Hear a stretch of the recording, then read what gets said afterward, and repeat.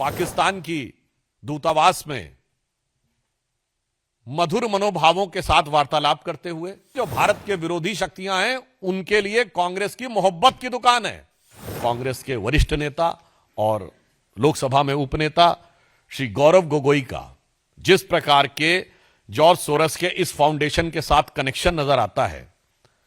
पाकिस्तान की एम्बेसी में उनकी बातचीत की फोटो, पाकिस्तान की दूतावास में मधुर मनोभावों के साथ वार्तालाप करते हुए और भारत में आकर भारतीय सेना, भारतीय वायुसेना, भारतीय अर्धसैनिक बलों के विरुद्ध कटुतापूर्ण शब्दों का इजहार करते हुए ये बातें अब बहुत साफ दिखाई पड़ती हैं कि देश के ऊपर आघात करने के एजेंडा बहुत साफ है कि विदेशी शक्तियों के लिए जो भारत के विरोधी शक्तियां हैं उनके लिए कांग्रेस की मोहब्बत की दुकान है, जिसमें मोहब्बत सोरस से भी है, मोहब्बत चाइना से भी है और भारत के अंदर एक दूसरे से लड़ाने का विधान है। याद करिए, ये कहते हैं उत्तर और दक्षिण को लड़ाओ। इनके कर्नाटक के वित्त मंत्री ने कहा था कि साउथ में रेवेन्यू कलेक्शन ज्यादा है तो उत्तर से अलग होना चाहिए। इनके तेलंगाना और तमिलनाडु के मंत्रियों ने उत्तर प्रदेश और बिहार के बारे में जो बोला वो क्या है, एक राज्य को दूसरे राज्य से लड़ाओ, उसके बाद भाषाओं को आपस में लड़ाओ, तमिल और हिंदी को लड़ाओ, फिर मराठी और बिहारी को लड़ाओ, फिर भाषा पे लड़ाओ, प्रांत पे लड़ाओ, क्षेत्र पे लड़ाओ और उसके बाद जातियों में लड़ाओ,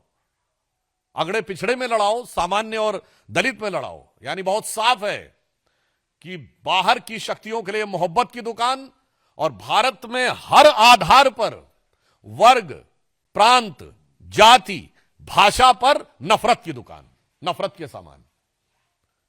और इससे मैं अंत में यह स्पष्ट कहना चाहता हूं कि इससे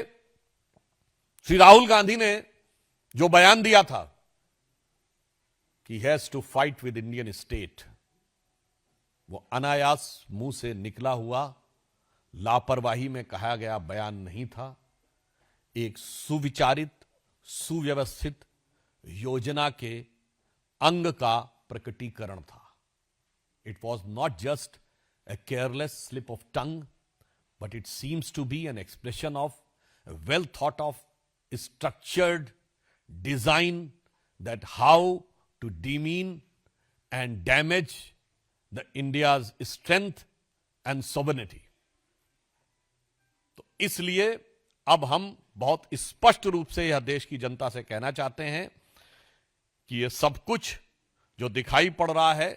चीन की तारीफ से लेकर, सोरस फाउंडेशन से समर्थन से लेकर, भारत के अंदर सबको एक दूसरे से लड़ाने से लेकर और इंडियन स्टेट से लड़ाई करने की बात, मुझे लगता है अब किसी भी प्रकार का कोई बचाव का स्कोप कांग्रेस पार्टी के पास नहीं रह जाता है। और इस विषय पे कांग्रेस पार्टी से यद्यपि मैं अभी भी उनसे कहना चाहूंगा कि वो आकर अपनी स्पष्ट रूप से सफाई दें, परंतु मुझे लगता है कि उनकी सफाई